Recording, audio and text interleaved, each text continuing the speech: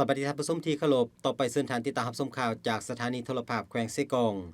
เซกองจัดขบวนยางเพื่อส้มเสยวันสั่งตั้งพรรคประชาชนปฏิบัติลาวครบรอบ70 ปีในตอนเช้าวันที่21มีนาคม2025นี้แขวงเซกองจัดกิจกรรมยางเพื่อส้มเสยวันสั่งตั้งพรรคประชาชนปฏิบัติลาวครบรอบ70 ปีวันที่22มีนาคม1955หาวันที่22มีนาคม2025นำพาขบวนโดยทานเล็กไหลศิวิไลเจ้าแขวงเซกองพร้อมคณะนำแขวงบรรดาแผนกการ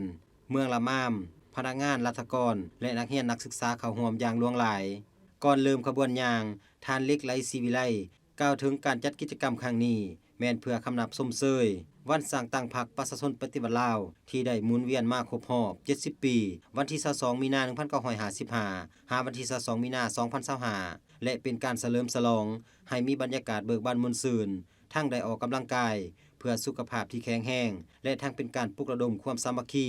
โฆษณาให้ทั่วสังคมเห็นได้ความสำคัญและยกสูงบทบาทการนำพาก็คือการเสริมขยายมูลเสือของพรรคประชาชนปฏิบัติลาวที่ได้นำพาการปฏิบัติต่อสู่กู้ชาติญาติเอาเอกราชได้อย่างสมบูรณ์และสืบต่อจัดตั้งนำพาสร้างสาพัฒนาประเทศชาติให้เจริญรุ่งเรืองมาฮอดทุกวันนี้กิจกรรมการย่างนี้ได้เริ่มขบวนแต่สวนหลักเมืองตามเส้นทาง2เลนไปหาสี่แยกโรงเรียนมัธยมสมบูรณ์แขวงและสืบต่อไปฮอดสวนสหปีของแขวงรวมระยะทางประมาณ3 กิโลเมตร